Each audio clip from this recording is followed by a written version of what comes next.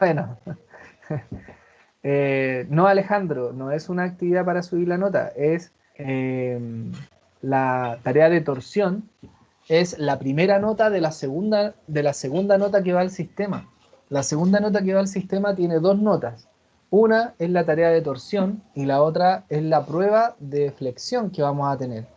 Y esas dos notas se promedian y sale la segunda nota que va al sistema. Por lo tanto, si no entregan la tarea 1 de torsión, Hola, profesor. hola Marcela, van a, va a tener un 1 en la primera tarea, ¿ya? Así que es importante que la resuelvan. Aprovecho de preguntarles, Marcela, a Georgina, cómo van con la tarea de torsión. Estamos hablando de eso. Recuerden que se entrega ahora el viernes 29 hasta las 10 de la noche como tiempo máximo para entregarla.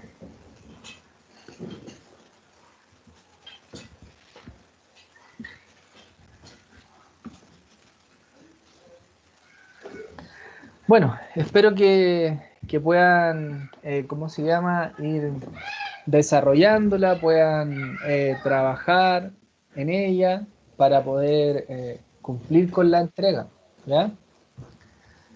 En mi caso, más o menos, porque estoy full. Mañana tenemos otra prueba. Es que yo homologué ramos y tenemos una prueba más o menos complicada mañana, que es igual de difícil que resistencia de materiales. Ya. Bueno, espero Evaluación que... del método. Ya, chuta. Bueno, espero que se den los tiempos para poder tratar de cumplir con todo lo mejor que puedan. Sí, Todavía queda tiempo, todavía tienen hasta el viernes, hasta las 10 para entregarlo. Bueno, vamos a la gracias. clase de hoy. Marcela, vamos a la clase de hoy y vamos avanzando. Ojo, que también eso es importante que lo vayan teniendo claro. Nosotros seguimos avanzando, está la tarea, seguimos avanzando en el contenido. Ya la clase anterior vimos, a que fue ayer, vimos el tema de flexión, ¿cierto? Flexión pura. Y hoy día ya nos corresponde, y en las próximas clases, mostrar algunos ejemplos de este tema, ya para que ustedes puedan ir teniendo algunos modelos de cómo ir resolviendo. Así que hoy día quisiera mostrarles un ejemplo de cómo se trabaja en flexión y cómo se van obteniendo las distintas variables que van a ser parte de las preguntas a las que ustedes se van a enfrentar. Entonces, vamos a ver algunos ejercicios de flexión pura. Y en particular vamos a ver uno solo, pero vamos a ver todos los elementos posibles que podemos determinar. Dice acá en el enunciado, dos fuerzas verticales se aplican a una viga con la sección transversal que se muestra en las figuras. Determine los esfuerzos máximos de tensión y de compresión en la porción BC de la viga. Bien, entonces si miramos el dibujo, nos entrega dos informaciones. El primer dibujo, que está por este lado, nos entrega los tipos de carga que están actuando sobre la viga y también nos muestra los apoyos que ésta tiene. Y por otro lado, tenemos las dimensiones que tiene la viga. Si vamos a la pregunta, lo que nos piden determinar son los esfuerzos máximos de tensión y compresión en la porción BC de la viga. Bien, entonces, en flexión, recuerden que nosotros tenemos dos tipos de esfuerzo que van a estar presentes. Por un lado va a estar el esfuerzo normal,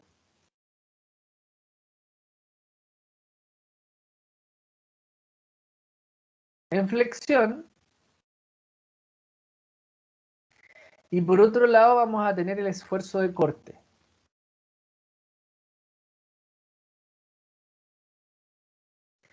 El esfuerzo cortante en flexión.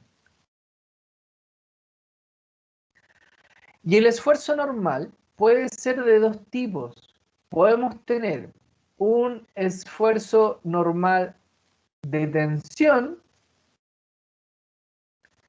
y podemos tener un esfuerzo normal de compresión.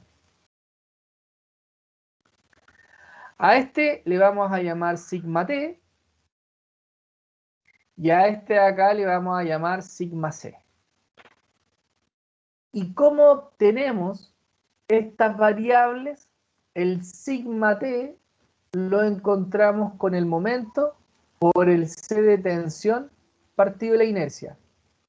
Y el sigma de compresión a través del momento por el c de compresión partido por la inercia. De esa manera sacamos el esfuerzo normal de tensión o de compresión. Y por otro lado, el esfuerzo cortante, que es tau, tiene una única ecuación, que es la fuerza cortante, el primer momento de área, la inercia y el espesor. Eso es lo que habíamos visto nosotros en la clase de ayer respecto a la idea de esfuerzos normales en flexión. Recordemos que la parte de arriba de la viga, cuando esté sometida a cargas que se colocan sobre la viga, la parte de arriba está sometida a compresión y la parte de abajo de la viga está sometida a tensión, ¿ya? Bien, entonces, ¿qué es lo que debemos hacer acá? Debemos calcular estas dos variables. Esta es nuestra pregunta, el esfuerzo normal en flexión. Entonces, para calcular el esfuerzo normal, ¿qué variables necesitamos? Necesitamos el momento, necesitamos la distancia desde el eje neutral a la parte más baja de la viga y la inercia. El momento es exactamente igual, la inercia es la misma y acá va la distancia del eje neutral a la parte más alta de la viga. Recuerden que una viga en la parte de arriba está sometida a compresión y en la parte de abajo está sometida a tensión, como lo dijimos recién.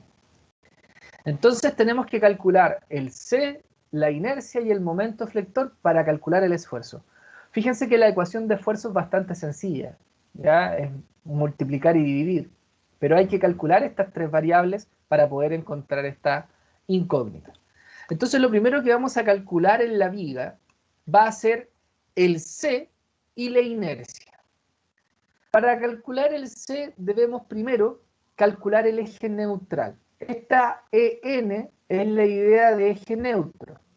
Y este eje neutro es aquella fibra de la viga en la cual no hay ningún tipo de esfuerzo. O más bien, el esfuerzo total vale 0. Y para ello, para poder calcular el eje neutral y posteriormente la inercia, debemos dividir la viga en partes. Y dividirla en partes significa tratar de dividir la viga en figuras geométricas conocidas. Por lo tanto, aquí lo que nos conviene hacer es tomar la viga y dividirla en dos rectángulos. Esperen que eso me quedó chueco. Entonces tomamos la viga y la dividimos en dos rectángulos. Y a cada rectángulo le vamos a llamar parte 1 y parte 2. Ahí. Entonces, esta parte va a ser la 1 y la que está acá arriba va a ser la parte 2. Entonces tomamos la viga y lo que hacemos es dividirla en partes a través de figuras geométricas conocidas. Entonces tenemos nuestra parte 1, nuestra parte 2. Luego calculamos el área de cada una de esas partes. El área de un rectángulo es lado por lado. Entonces, calculamos el área de la parte 1. Ojo acá, nos dicen que la altura de la viga son 30 milímetros, que la altura de la aleta superior son 15 milímetros. Por lo tanto, la altura de aquí hasta acá son 15 milímetros. Porque es como que está la mitad y la mitad. Entonces, el área de esta parte va a ser 20 por 15. Y eso es 300. Por lo tanto, aquí tenemos 300 milímetros cuadrados, porque está todo en milímetros. Calculamos el área de la parte 2, que sería 15 por 40, porque esos son los lados del rectángulo superior. Y eso nos da 600 milímetros cuadrados. Luego, calculamos I. ¿Qué es I? Esa I representa la distancia que hay desde la parte más baja de la viga hacia la mitad de cada parte. Entonces lo voy a escribir acá. Esta I es la distancia desde la parte baja de la viga a la mitad de cada parte. ¿Ya? Listo. Entonces, ¿cuál es la parte más baja de la viga? Donde asumimos su altura 0. Esta línea representa la parte más baja de la viga, ¿ya? Donde comienza ahí, aquí. Ahí asumimos que está el 0 milímetros. Entonces, de aquí a la mitad de la primera parte son 7,5, porque la altura de la primera parte es 15. Entonces, la mitad es 7,5 milímetros. Luego, desde la parte más baja a la mitad de la segunda parte. La segunda parte está acá, hasta aquí tenemos 15, y la mitad de la segunda parte también son 7,5 milímetros. Y 15 más 7,5, eso da 22,5 milímetros. Y ahí tenemos las distancias I, desde la parte más baja a la mitad de cada parte. Luego, calculamos el área por esa I. Eso es lo que dice esta columna. Área por I. Y entonces multiplicamos 300 por 7,5. Y eso nos da 2.250. Y milímetros por milímetro cuadrado es milímetros cúbicos. Y luego 600 por 22,5 y eso nos da 13.500 milímetros cúbicos. Luego, con esta información que llevamos hasta aquí en la tabla, podemos calcular el eje neutral porque el eje neutral se obtiene dividiendo la suma de las áreas por I sobre la suma de las áreas. Entonces aquí aparece un símbolo de sumatoria y sumamos. Sumamos las áreas de cada parte. 600 más 300 es 900 milímetros cuadrados. Luego sumamos 2.250 más 13.500 y eso da 15.750 milímetros cúbicos. Y dividimos estos dos valores resultantes. 15.750 milímetros cúbicos sobre 900 milímetros cuadrados. Se simplifican los milímetros cuadrados con el cubo y queda 1 milímetro. Y eso lo dividimos en 900 y nos da una distancia de 17,5 milímetros. Esos 17,5 milímetros representan la distancia que tiene el eje neutral desde la parte más baja de la viga. Entonces vuelvo a dibujar la viga.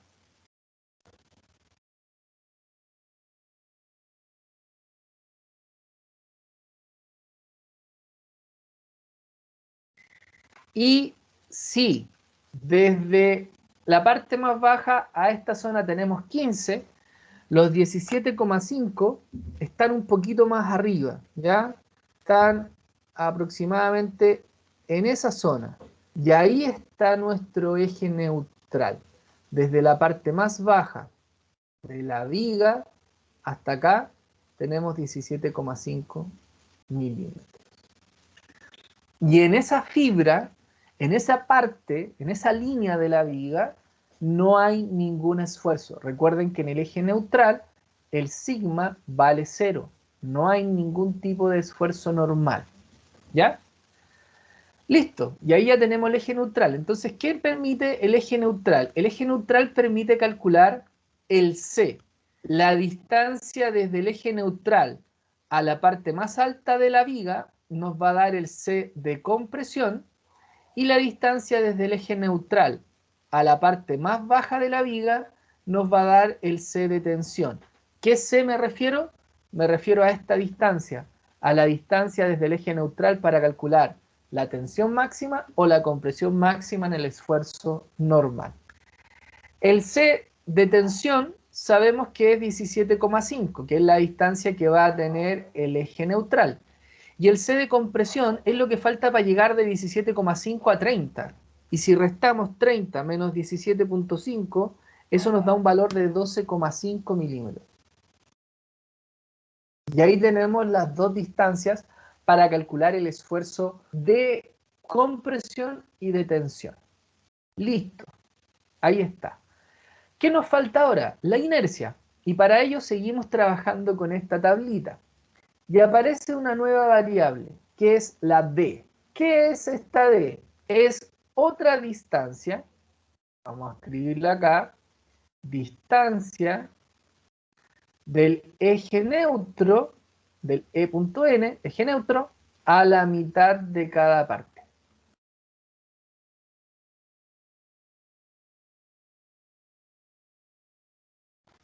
Ese es el eje neutro, esa es la D, distancia del eje neutro a la mitad de cada parte. A ver, yo ayer en el PPT que les compartí, anexé en la última parte una secuencia de videos de un canal de YouTube para que ustedes pudiesen verlos, revisarlos, que son bien cortitos. Y en esos videos, el profesor que está ahí hablando hace estos cálculos, pero utilizando integrales, que es la definición de inercia. La inercia es una integral. Pero para evitarnos trabajar con esa matemática, es que yo les estoy mostrando esta tablita. Por lo tanto, esta I y la D son cosas que se tienen que aprender, ¿ya? De memoria, sí, para representarla y saber qué significa cada una de ellas. Entonces, desde el eje neutral a la mitad. El eje neutral está a 17,5 milímetros. La mitad de la primera parte está a 7,5 milímetros. Entonces, ¿qué hacemos? A 17,5 milímetros le restamos el 7,5 y eso nos da 10 milímetros, porque recuerden, es la distancia desde el eje neutral a la mitad de la primera parte. Luego, la mitad de la segunda parte, desde la parte más baja, está a 22,5 milímetros. Entonces, si a 22,5 yo le resto los 17,5 que es el eje neutral, me va a dar la distancia desde el eje neutral hasta los 22,5. Y eso es 5 milímetros. Luego que ya calculé D, ahora debo ir a la otra columna y calcular A por D cuadrado. O sea, el área de cada parte por este D al cuadrado. Entonces, 300 por 10 al cuadrado, eso da 30.000. Vamos a tener 30.000. Y esto quedaría en milímetros a la cuarta. Porque milímetros cuadrados por milímetros cuadrados da milímetros a la cuarta. Y luego los 600 lo multiplico por 5 al cuadrado y eso da 15.000. Y esto queda en milímetros a la cuarta. Y ahí tenemos el A por D cuadrado. Ahora bien, calculamos la inercia. Y la inercia tenemos que calcularla respecto de la fórmula para calcular la inercia de un rectángulo respecto a su centro gravitacional. Y esa es 1 partido en 12 por la base por h cubo, donde la parte de abajo es la base y la parte vertical es h. Entonces, esto es por teoría. La inercia respecto al centro de gravedad de una pieza rectangular es 1 partido en 12 la base por h cubo, que no se les olvide. Y esta inercia es la que tenemos que calcular acá. Entonces, para la parte 1 sería 1 sobre 12 por su base, que es 20, por su altura, que es 15 elevado a 3. Y hacemos esa operación con la calculadora. 20 por 15 elevado a 3, 67.500, dividido en 12, da 5.625 milímetros a la cuarta, porque está en cubo por milímetro a la cuarta. Luego para la segunda parte quedaría nuevamente 1 sobre 12 por su base, que son 40, por su altura, que son 15 al cubo. Entonces, 40 por 15 al cubo, dividido en 12, 11.250 milímetros a la cuarta. Y luego, ¿qué dice acá abajo? Dice la inercia total. Y aquí, para los que vean los videos del PPT anterior, la inercia total está en milímetros a la cuarta, y este es el teorema de Steiner, que establece que la inercia total, cuando la masa del elemento no es uniforme, es decir, cuando el eje neutral no pasa por el centro gravitacional, es la suma de las inercias desde el centro gravitacional más las inercias que representan respecto al eje neutral. Y eso se llama el teorema de Steiner. ¿Y qué dice acá? Que tengo que sumar las A por D cuadrado, 30.000 más 15.000, eso es 45.000. Y tengo que sumar las inercias. 5.625 más 11.250. Y eso da 16.875 milímetros a la cuarta. Y ahora sumamos entonces el 45.000 más el 16.875. Esta suma queda en milímetros a la cuarta. Y eso nos va a dar una inercia total, entonces, igual a 45.000 más 16.875. 61.875 milímetros a la cuarta. Y ahí tenemos nuestra inercia. Entonces hemos calculado la segunda variable que va en la fórmula del esfuerzo normal, que aquí estamos. Entonces tenemos la distancia C, la inercia, esa distancia y la inercia. ¿Qué nos falta calcular ahora? Nos falta calcular el momento flector. Y para calcular el momento flector, debemos hacer un análisis de la fuerza cortante que está actuando en la viga. Y para ello vamos a formar gráficos. Esta línea que está acá, que pasa por el punto A, va a ser nuestro punto de origen para el análisis en la viga, el punto 0. ¿Y qué vamos a hacer? Vamos a construir la gráfica de la fuerza cortante, que en este caso está medida en kips, y vamos a construir la gráfica del momento flector, que en este caso está medido en kips por in, de acuerdo a la información que entrega esto. Entonces, V es la fuerza cortante que actúa en la viga, y M es el momento flector que actúa en la viga. Y para construir la fuerza cortante y el momento flector, la gráfica de estos dos elementos, debemos calcular las reacciones que hay en los apoyos de la viga. Entonces, la letra A es cálculo de reacciones.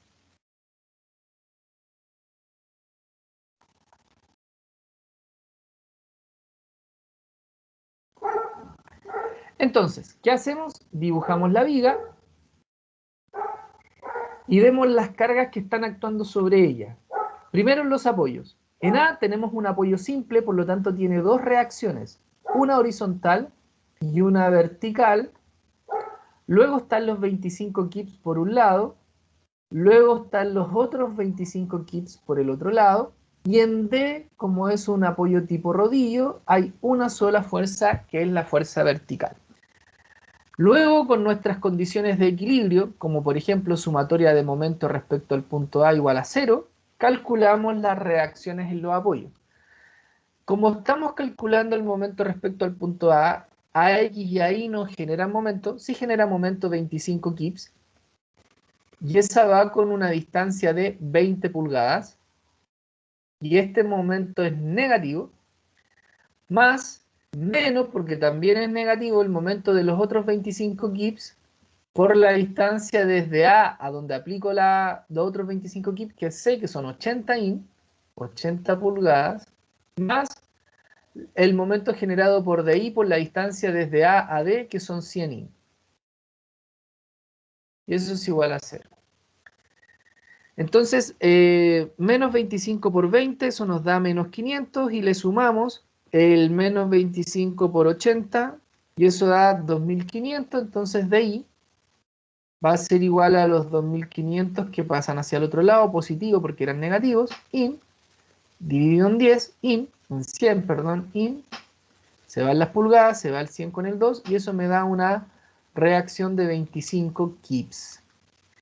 Eso quiere decir que la reacción en el punto D es de 25 kips de fuerza. Ahora bien, ¿qué tenemos que hacer? Tenemos que aplicar sumatoria de fuerza en Y, sumatoria en X. Y la sumatoria de fuerza en X igual a 0, ¿qué nos dice? Nos dicen que la reacción X es la única que es horizontal. Entonces AX vale 0. No hay reacción horizontal. Luego aplicamos sumatoria de fuerza en I igual a 0. ¿Qué fuerza están en el eje Y? Ahí, menos 25, que son menos 50, más DI, que son 25, y eso es igual a 0. Menos 50 más 25 menos 25, por lo tanto ahí vale menos 25 kips. O sea, vale lo mismo que, perdón, vale 25 kips positivo. Me equivoqué yo. Menos 50 más 25 menos 25 y pasa hacia el otro lado positivo. Bien, entonces ahí hemos calculado las reacciones en los apoyos de la viga. Acá tenemos una reacción vertical de 25 y acá también tenemos una reacción vertical de 25. Bien, y ahora con esa información, ¿qué es lo que hacemos? Lo que hacemos es ahora calcular la fuerza cortante que hay en cada tramo de la viga. ¿Cuántos tramos tiene la viga? Tiene 3. Tiene el tramo AB, el tramo BC y el tramo CD. ¿Quién separa estos tramos? Las cargas. Las cargas definen los tramos que vamos a analizar en la viga. Entonces, ¿qué hago en el tramo AB? Hago un corte. Se hace una línea de corte. Y dibujamos ese tramo con la viga cortada. Y si hacemos el corte, ¿qué es lo que observamos desde el inicio de la viga? Observamos que en el punto A hay una fuerza actuando sobre ella, que es la fuerza I, que vale 25 kips, y nada más, porque estamos tomando este pedacito de la viga. ¿Y qué hacemos? Cada vez que hacemos un corte en una parte de la viga, debemos dibujar la fuerza cortante. Y ahí está la fuerza cortante en el tramo AB. ¿Qué hacemos ahora? Aplicamos sumatoria de fuerza en I igual a 0. Y la sumatoria de fuerza en I igual a 0, ¿qué me está diciendo? Que está por un lado los 25 kips positivo y por otro lado está el cortante AB. Entonces el cortante vale 25 kips. El cortante en el primer tramo vale 25 kips. Y eso lo tenemos que graficar. ¿Y cómo se grafica? De la siguiente manera. Si la fuerza que está actuando sobre la viga es una carga concentrada o una carga puntual, como en este caso, que son los 2,25 kips, la gráfica de la cortante es una línea horizontal, marcando el valor de la fuerza cortante en ese tramo. Entonces aquí nosotros dibujamos, vamos a decir que mira, aquí aproximadamente en esa zona están los 25 kips del tramo AB. Luego tenemos que ir al otro tramo, al tramo que sigue, que es el tramo BC. Y en el tramo BC dibujamos nuevamente la viga, un poquito más larga, pero ahora tenemos que considerar todas las cargas que están desde esta línea de corte hacia allá, hacia el lado izquierdo mirando la pantalla. Entonces está en el punto A los 25 kips que calculamos de reacción. Está, ¿sí? Una consulta, aquí el corte que se hace entre B y C se podría sacar con la fórmula de flexotracción. Me pillaste. ¿Cuál es la fórmula de flexotracción? Dice la que es M sub R partido por W es igual a 6M sub R partido por A elevado a 3 es igual a 3F partido por A al cuadrado. Ah, pero esa fórmula, lo que tú estás calculando me parece que es la deflexión que sufre la viga. Cuando te entregan ese tipo de fórmulas que tiene que ver con las dimensiones que tiene la viga, lo que tú vas a calcular es esto. La viga está, creo, debería verla y un poco revisar la literatura de donde la estás sacando, pero lo que creo es esto. Tienes la viga y la viga cuando está sometida a flexión, ¿cierto? Se sonríe. Y al sonreír tiene una deformación que tiene acá. Y me parece que esa fórmula que tú estás buscando tiene relación con esa, que estás comentando tiene relación con esa distancia. Si gustas, me compartes el texto o un pantallazo del párrafo donde aparece la ecuación para poder revisarlo con mayor detalle y comentarte a qué se debe, pero me da la impresión que es eso. Ya, ¿O profe, no? te lo envío. Porfa. No sé si... Muchos le llaman deflexión también, que es esa curvatura que se genera cuando se flecta. Me da la impresión que puede ser eso.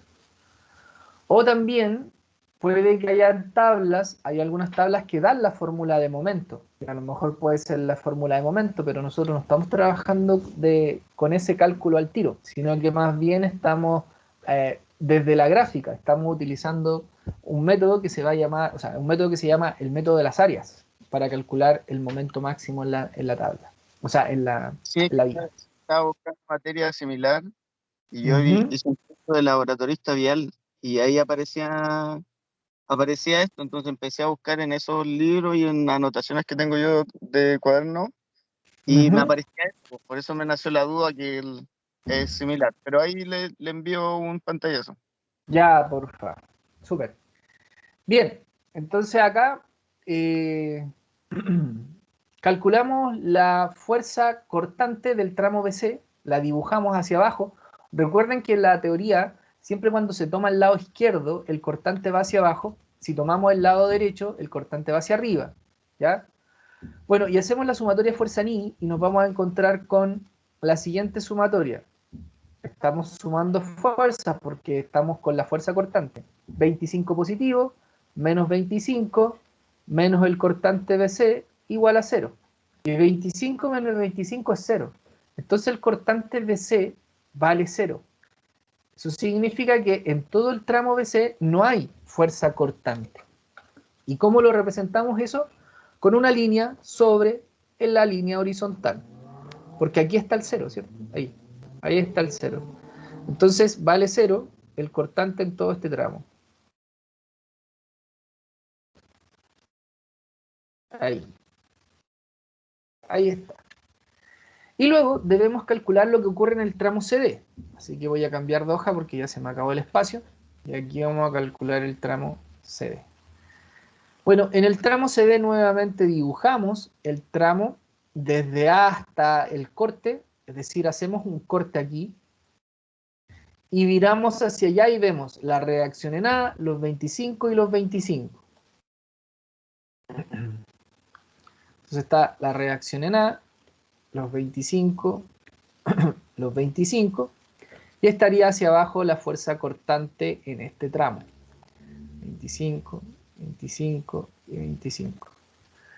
Entonces, quedaría la sumatoria de fuerzas en I igual a 0, 25 menos 50 menos el cortante CD igual a 0, 25 menos 50, eso es menos 25 kips, por lo tanto el cortante en el tramo CD vale menos 25. Y el menos tiene que estar abajo de la gráfica, o perdón, abajo del 0. Entonces vamos a decir que por aquí aproximadamente va a estar el menos 25. ¿Ya? Entonces se sigue en el tramo. Y recuerden que las líneas van en el tramo. Entonces lo importante acá es ¿qué es lo que tienen que memorizar? Que si la carga es punto o concentrada, en la gráfica de momento, las cortantes son constantes a lo largo del tramo. Entonces tenemos una fuerza cortante de A a B de 25 kips que está actuando internamente en la viga. Tenemos desde B a C 0 fuerza cortante actuando en la viga, y de C a D tenemos un cortante de menos 25 kips actuando en la viga. Y el método que vamos a utilizar para construir el cálculo de momento es el método de las áreas. Eso significa que debemos calcular el área que tiene esta primera parte en la gráfica, que vendría siendo este rectángulo. Y el área, como ya lo sabemos, es lado por lado. Este lado de aquí vale 20 in, la altura vale 25 kips, por lo tanto esto sería 25 por 20. Esa va a ser el área. Y 25 por 20 el doble de 25 es 50, por lo tanto eso da 500. Esta vale 500 kips por in. Eso es lo que vale el momento en esta parte de acá, el área, 500 kips por in. Aquí el área vale 0 kips por in, porque no tiene ninguna figura geométrica, es una línea que está sobre el eje horizontal. Y acá abajo formamos nuevamente este rectángulo, aquí hay 20 pulgadas de longitud, acá tenemos menos 25, entonces el área de esta figura va a ser 20, pero por menos 25. Y esa área entonces va a ser de menos 500 kips por in. Y luego con esos valores vamos sumando las áreas. Entonces en el primer tramo, ¿qué nos dicen? Nos dicen que el momento vale 500, porque estamos calculando el área de esa figura. Ya. Y entonces, anoten lo siguiente. Cuando la gráfica de corte tiene una línea constante, esa línea constante en el momento pasa a ser una línea recta. Entonces ahora cambiamos la línea.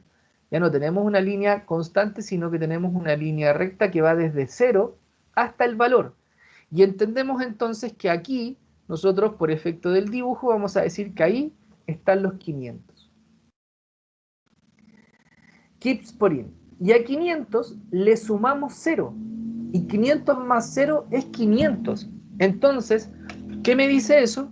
Que en todo el tramo BC el momento es una constante y vale 500 kips por in. Y eso se dibuja como una línea horizontal. Y luego a 500 le sumo menos 500 y eso me da 0. Es decir, acá el momento ahora en el tramo BC baja desde 500 a 0. Y ahí tenemos la gráfica del momento flector. Entonces, ¿dónde está el momento máximo? En esta zona. Ahí está el momento máximo. Y el momento máximo entonces tiene una magnitud de 500 kips por in. Y para eso construimos la gráfica de momento flector. Para ver en qué zona y cuánto vale el momento flector máximo. Por lo tanto, en el tramo BC es donde está el momento máximo actuando en la viga. Ojo que el momento lo calculamos en términos de su valor absoluto. Si hubiese un valor negativo de momento, por ejemplo, de menos 1000 kips por in, ese sería el momento máximo, ¿ya? Porque consideramos el valor absoluto del momento flector en la fórmula de esfuerzo. Listo, entonces ahora ya recién hemos calculado el momento flector. Entonces ya tenemos el C, la inercia y hemos calculado el momento flector, así que tenemos las tres variables para poder hacer el cálculo del esfuerzo de tensión y de compresión. Vamos acá entonces. Bien, tiramos una línea y calculamos los esfuerzos. Pero antes de calcular los esfuerzos, tenemos que hacer una transformación de unidades.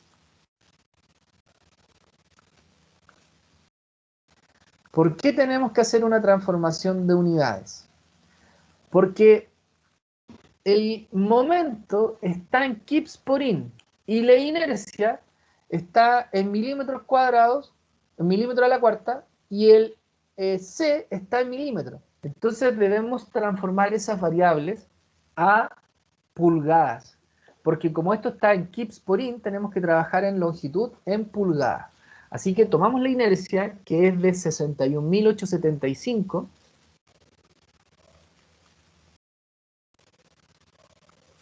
milímetros a la cuarta, y la multiplicamos por una fracción.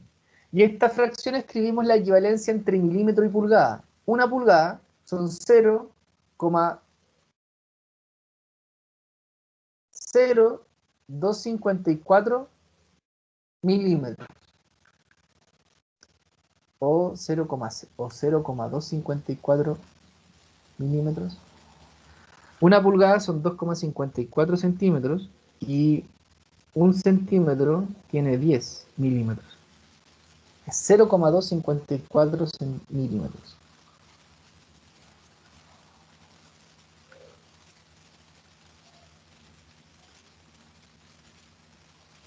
Ahí. Bien. Pero esto es milímetro a la cuarta. Entonces va 1 a la cuarta, in a la cuarta, el número a la cuarta y milímetro a la cuarta. Se suma, se eleva todo a la cuarta, el número es la unidad de medida.